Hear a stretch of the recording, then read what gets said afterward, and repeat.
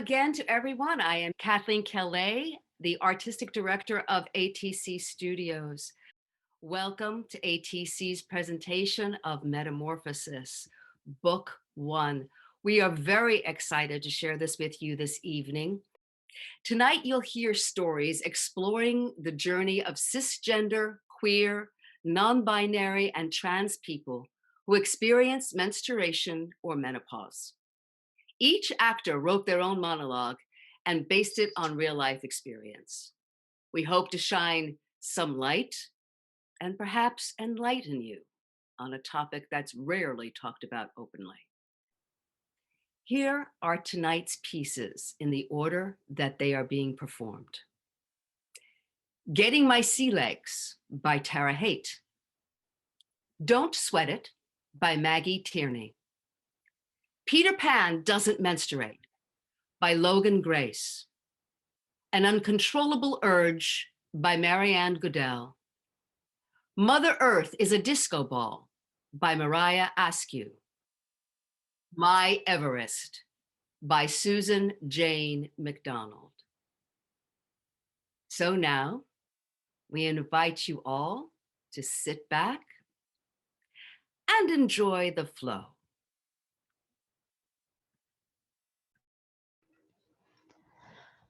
Rochester, New York, age 11.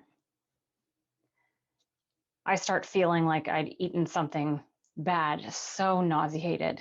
My stomach hurt, sweat pouring, my body throbbing. I decided I must have to poop. If I poop, I'll feel better. Imagine my surprise when I pulled down my pants to find them covered in blood. Now, I'd learned about this in family life, so I know what it is, but now it's happening to me, and I'm not even at home where I could be alone, where my mom had things to deal with this. Nope, here, even after searching my third cousin's guest bathroom, at a family reunion, I'm totally unprepared. There are no period supplies in here. I have no change of clothes, just my bloody pants and some toilet paper. Oh, and the feeling of death won over. I mean, horrid throbbing cramps, the rolling nausea sending me into violent retching fits while I pour sweat, and the banging on the door of the others needing to pee pounding in my head while I sit here and bleed what seems like to death. I need to tell Mom.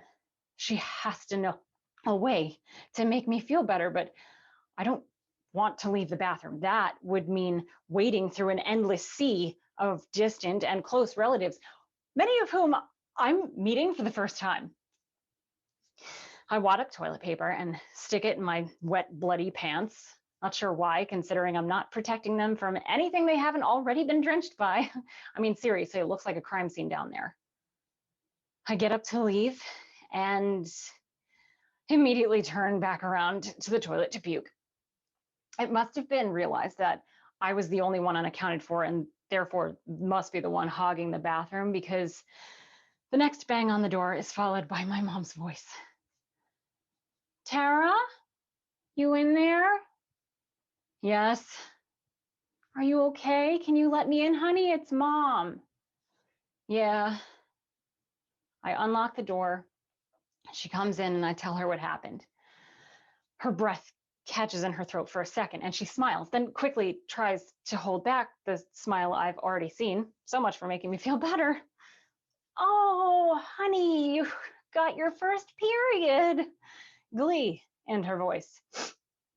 Pride and glee. Why? Why is that a thing? I can only think this is a misery loves company thing. I tell her how awful I'm feeling and that I'm throwing up and I have no pads and no pants.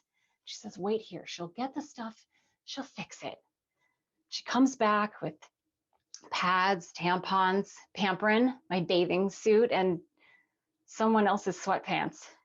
And she explains if I want to go in the pool, I'll have to learn how to use a tampon.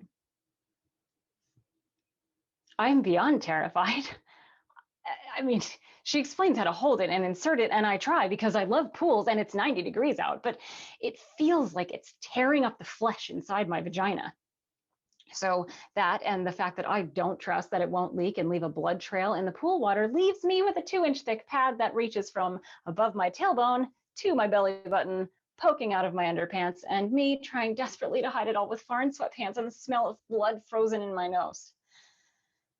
We leave the bathroom, me waiting for the pamperin to take away the pain, mom proudly, secretly, beaming behind me, and that endless sea of relatives. Yep, it's worse than I imagined. You see, in my head, the scenario had been me paranoid that everyone could see through my pretense and could tell just by looking at me or smell the blood like a pack of hounds. Well, I'm only slightly wrong. They couldn't tell. They'd been told. My first ill-timed period has ended up being like a game of telephone I unintentionally and am mortified started. Why can't it be no big deal? Did the entire family need to know? The smiles and knowing looks and comments from the women, the judgment from the girls who only recently, but already got theirs, the ill-timed darting away of the men's eyes, conditioned to feel that periods are filthy and horrifying and they're embarrassed for us. The squeals of disgust from the kids who are recently privy to how it all goes, but haven't experienced their own and are so afraid that I might bleed on them or their game. I feel like a dirty, pukey pariah who's slowly dying. Mom decides I should try to lay down and take a nap, so the cousin sets me up in a room with a huge king-sized bed,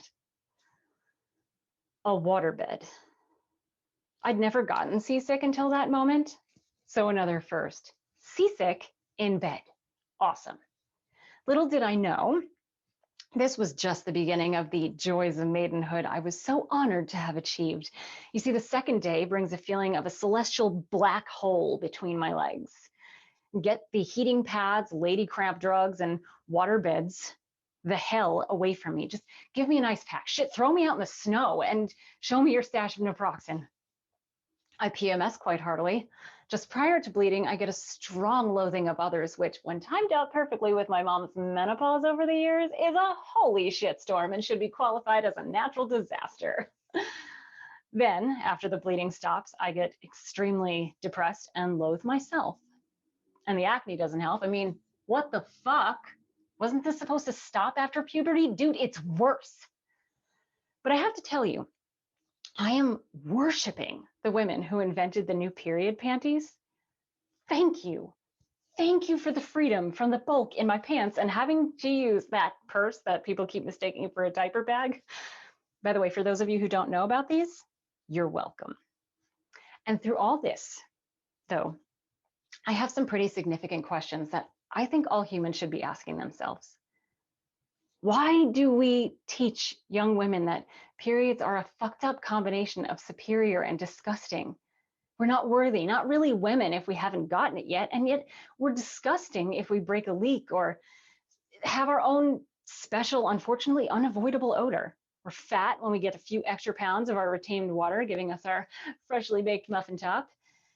And you know, some think that if you use a tampon, and they actually think this, God forbid a super tampon, you're a whore. I mean, with all that, it's no wonder we developed a crippling shame that makes us die a little inside each time we have to purchase period products or go to the bathroom to handle our business. But come on, anyone with biologically assigned female anatomy does the same thing. And how, if we bleed monthly for 3 to 7 days without dying, and can create, gestate, sustain life, and manipulate our entire body physically and physiologically to birth that new life, make us the weaker sex, more delicate, inferior. I mean, are you fucking kidding me? To close this out on a lighter, less serious note, why can't a nice set of tits come without the rest of the bullshit? I mean, in all the commotion, those were left off my menu entirely. But hey, at least I got a nice ass.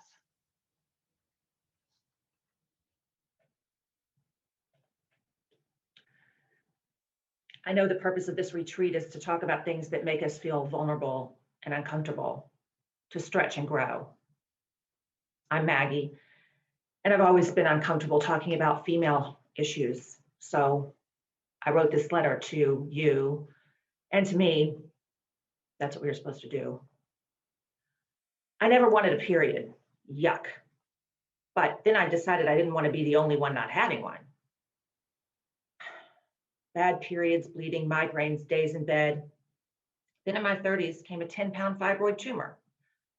For those of you that aren't familiar with fibroids, doctors like to compare them to fruit. So I had a large cantaloupe in my uterus. The pain at times was excruciating, like someone sticking a serrated edge knife in your stomach. Monthly, our bedroom looked like a scene from Criminal Minds.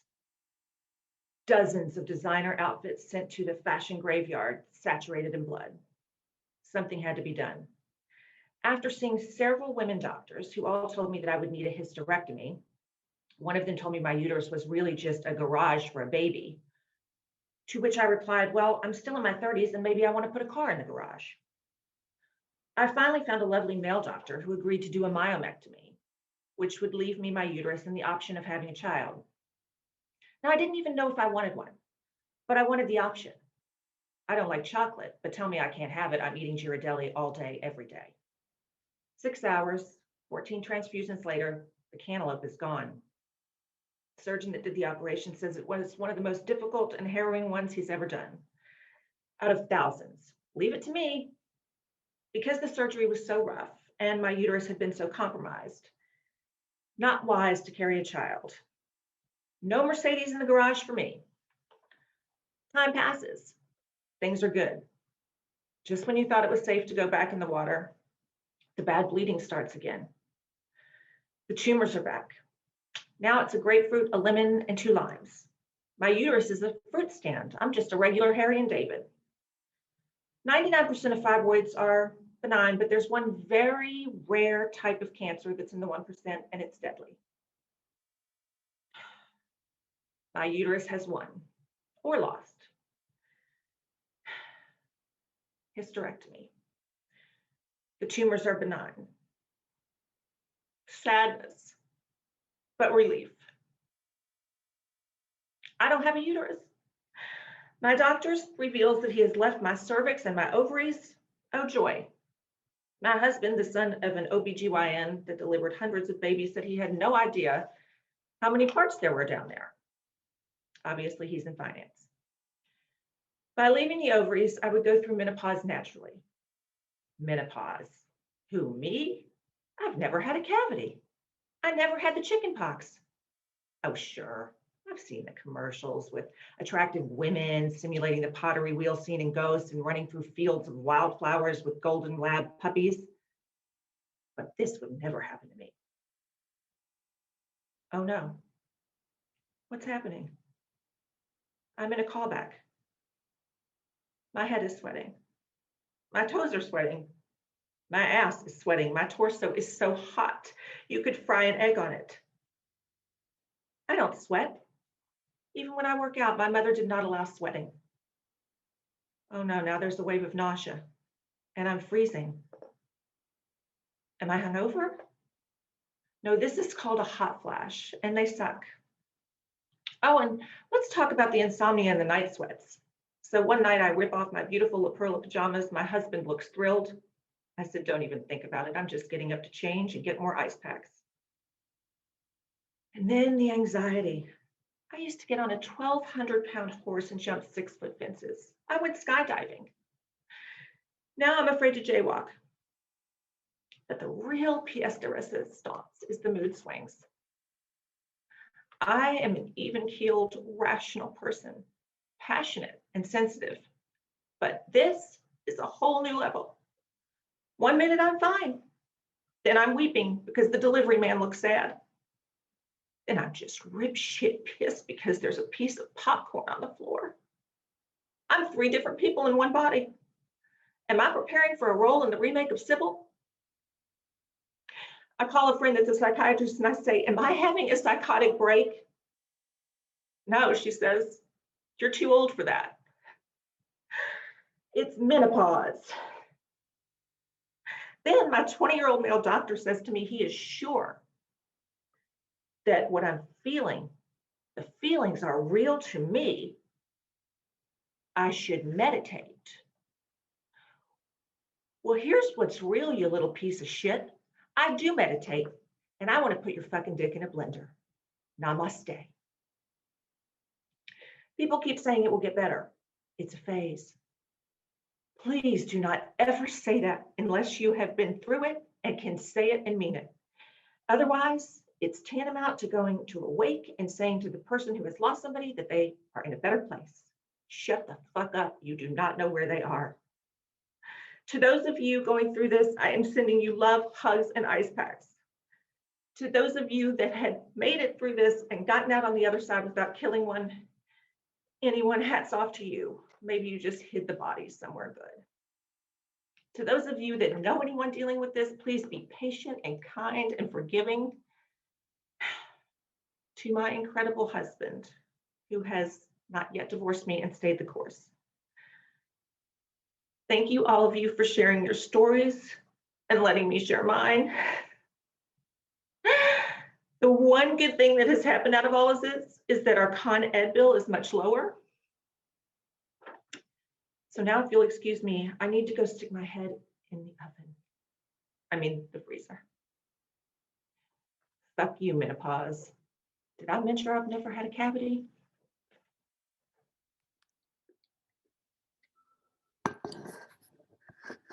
I'm Logan. Pronouns they, them, theirs. Menstruation? What's that? Period? Never had it. Why would I? That's what I had hoped I could say until my body was dust again. I made it almost 21 years without one, which felt like a success, but also a failure. The how isn't as important to me as the why. I had managed to halt puberty. I was powerful and it was magnificent until my body quit cooperating with my mind and betrayed me. My body and I had already been in disagreement for quite some time before the monthly curse.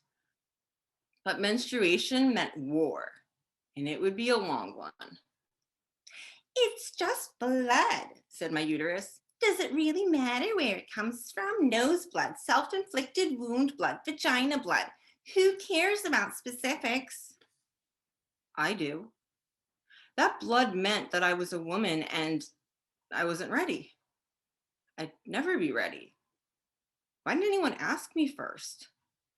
Several times during the war, my mind convinced me that I was winning, forcing my period back into the cave to hide from my gunfire and cannons. And it always found a way to rise up against me. So I carried around a lot of anger and resentment. I wish I was exaggerating, but my female reproductive organs made several attempts to assassinate me. Don't believe me? I have battle scars. I guess you can say eventually I dropped my weapons, but there was never a truce. Monthly, this invader would arrive and I'd act like I'd never seen it before. My breasts, already a source of agony, would get larger. Well, everything looked and felt larger. Along with the excruciating cramps and tons of blood came the fear spiral.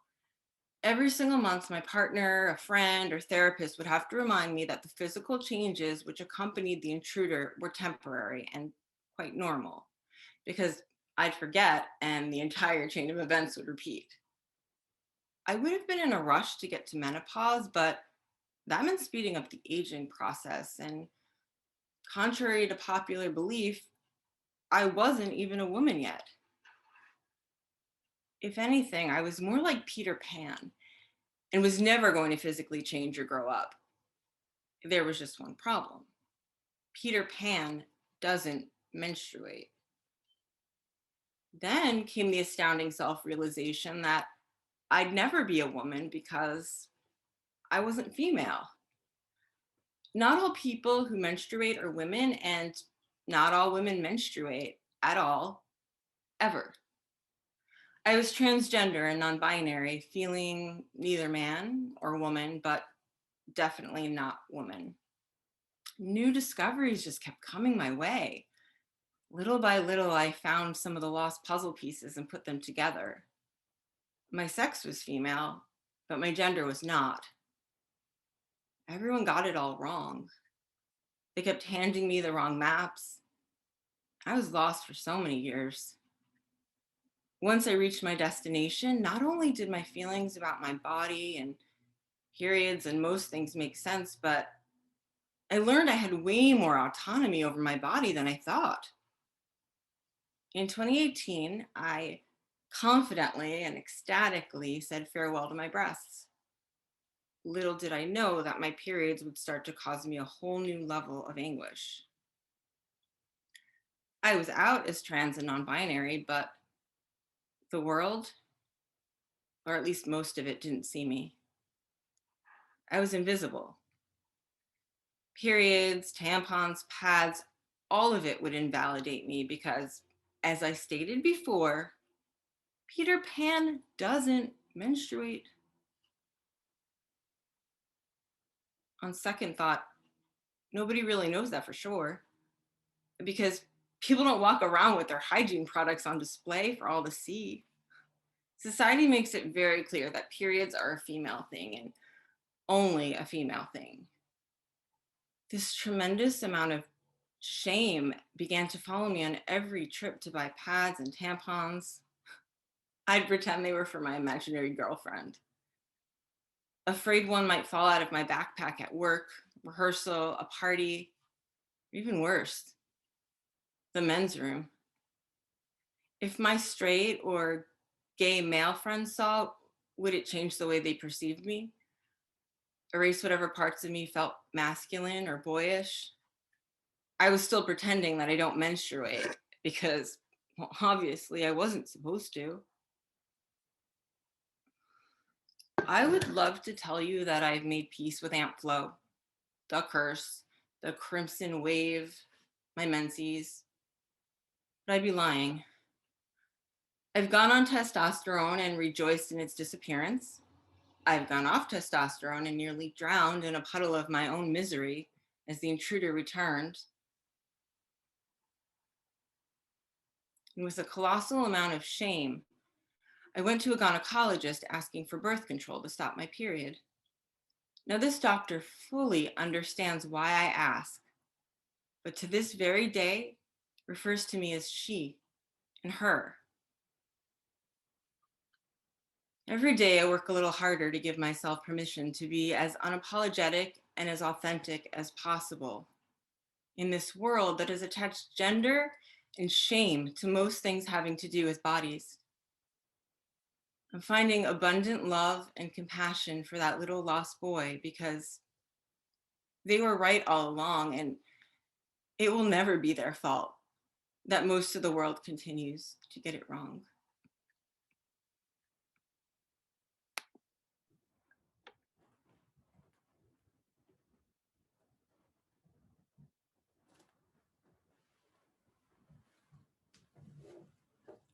Uh, Hi, Dr. Phillips. Nice to meet you. What brings me here today? Well, I have this uncontrollable urge to tell everyone to fuck off. That they ask me questions, a lot of questions, mostly my family, occasionally strangers, always calling me to ask where the car key is or the fucking can opener. This has been going on for years, but they say it's gotten worse and I need to take something to take the edge off, calm me down. Have you sought psychiatric help in the past or gone to therapy? Well, sure. I mean, who hasn't? I talked to a shrink when I had young kids and husband, God knows where. It helped, but I got sick of talking about myself.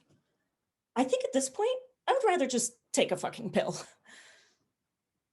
All right. Why don't you tell me more about this uncontrollable urge and when it started? Okay. About 5 years ago, my stress was going through the roof. A life that used to be enough, satisfying, all of a sudden was not. I did not fit into my life anymore. I felt agitated, lonely. Then my period became irregular, and I was waking up in the middle of the night, sweaty and unable to fall asleep. I still lie in bed, heart and mind racing, one foot poking out the cover as if I'm ready to run at any minute. And to fight the restlessness, I keep busy, really busy. So unfortunately, the family just has to fuck off from time to time, but at least we know the culprit: menopause. How do you feel about that? Really? That question? How do you think I fucking feel? I feel misunderstood, unseen, confined.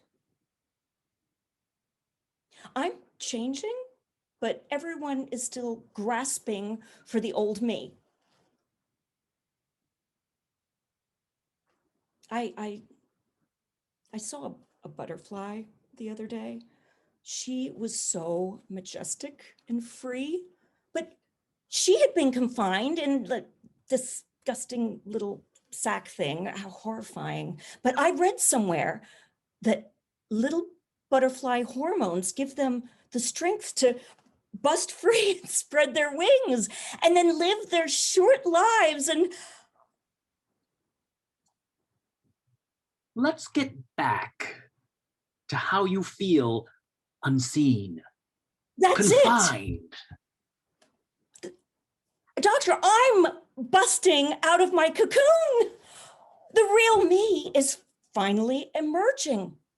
I am a butterfly, beautiful and free and hot. Menopause. It's metamorphosis. I'm done with pleasing everyone, answering questions, having babies.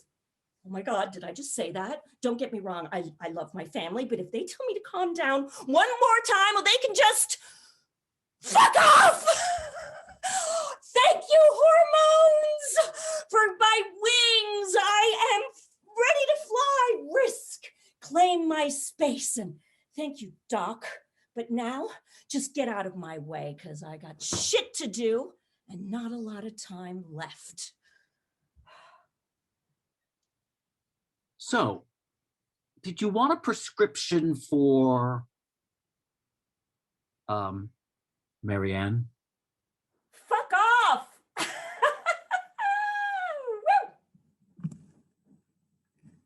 This is my home. Your home now, too. What you saw tonight was what we call ballroom culture. I'm not the only mother in ballroom culture who makes homes for kids of color in our community. The spaces for white, queer, and trans people didn't make us feel like we belong, so we created a space of our own. Ballrooms are places where we can lip sync, model, or runway walk, pose for trophies, but most importantly, it is a safe space where our community uplifts each other. I'm not saying this because you were homeless or because you came into my home. This is about you finding home in your body. I didn't hear stories of the Black queer girls like me with eating disorders. I wanted to be skinny like the white girls, which meant beautiful for me at the time. I did it for this girl, and she knew it. I thought I was rising in love with her. She kept saying she was trying to help me restrict food, help me binge food that I stole from the grocery store, gas stations, or places that I'm too ashamed to talk about. Help me purge with laxatives like milk of magnesia or smooth move tea, helped me dance until dizziness and red dots filled my eyes. I realized I had a problem, so I went to my doctor who said, Black girls don't get sick. I don't remember how long it took me for my period to come back. People were so concerned with that than how Eurocentrism almost killed me. They kept telling me how important it was that I get my period again, because if I didn't, I would never be able to give birth. But there's so many ways of giving birth to love. I've healed so much, and yet I still have body dysmorphia sometimes. I didn't get thrown out of the house when I came out. I grew up in a Baptist church, so they were not okay with that. But I was loved despite the things my family didn't understand. It doesn't matter if you are queer or trans. This isn't about whether you menstruate or not, because our communities of color are always bleeding due to sexism, racism, homophobia, transphobia, but our community is resilient. We look to the stars with kaleidoscope screams of liberation. We are dancing on a disco ball that is a mirror reflecting black, brown, yellow, red, white lights of revolution, and we are dancing beneath a rain of glitter, and when the glitter falls, there is a rainbow flag. And when you dance on a disco ball, you can be anything you want to be. Queen, king, eminence, excellency, majesty, grace, highness, sovereign. Don't allow anyone to tell you differently. Our future is not masculine or feminine. Our future is fluid. And Mother Earth is a disco ball, so you just gotta keep woo! Keep dancing.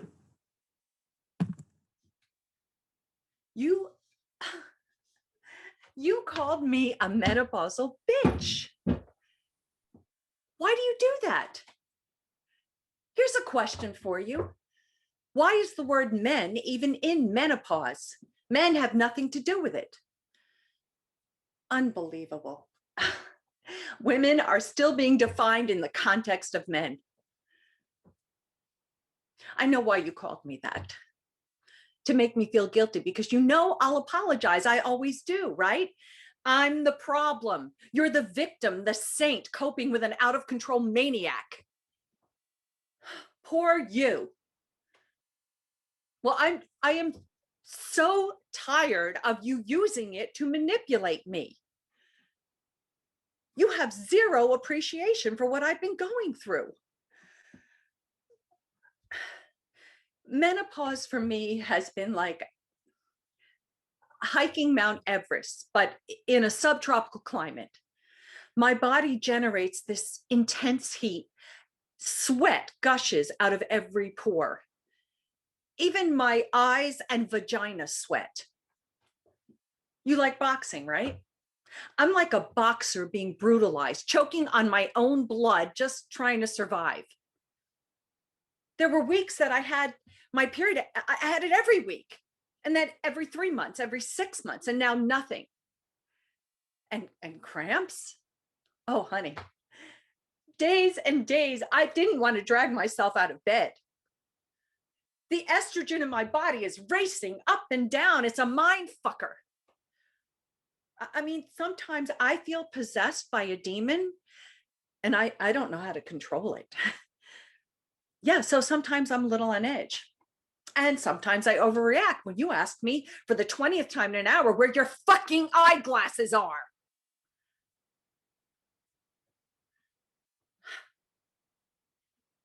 Do you think I enjoy this? It's scary as hell. You wonder why I don't sleep with you anymore? Because I perspire all night and I wake up with soaking wet sheets sticking to me. Sleep? I can't sleep because I'm so worried that the palpitations in my heart will kill me and I'll never wake up again. Oh, and I almost forgot because I forget a lot of shit now. I suffer from what I call itchy titty syndrome. Yeah, and I have some big ass boobs. And the other day I was in Trader Joe's and it came on suddenly. So there I am in the produce aisle, furiously scratching my boobs to relieve the itch. I mean, people looked at me in horror. But here's the thing. I reached the summit and I'm on the descent from Everest. I'm feeling better by the day. I finally feel a sense of calm and peace coming over me. And confidence. Yes, I believe in myself now because, I am a warrior. I'm an estrogen samurai. My menopause is a battle being fought and won. Our beautiful daughter, the fruits of my womanhood. This little samurai survived breast cancer and conquered menopause. And now she's looking for new mountains to conquer. So never call me a menopausal bitch again. From now on, you may only refer to me as either goddess or Her Majesty, Queen of the Hormones. You understand? Good. Now, I'm going to untie you and take the gag out, and then I'll make us a cup of chamomile tea. Audience, I invite you to unmute so you may applaud. Great. And actors, if you would please come on. Amazing. Oh, that was wonderful. Michael Susko, who played the psychiatrist, please also show your face. Thank you. Oh, thank you so much, everybody, for being here for Metamorphosis. We haven't had a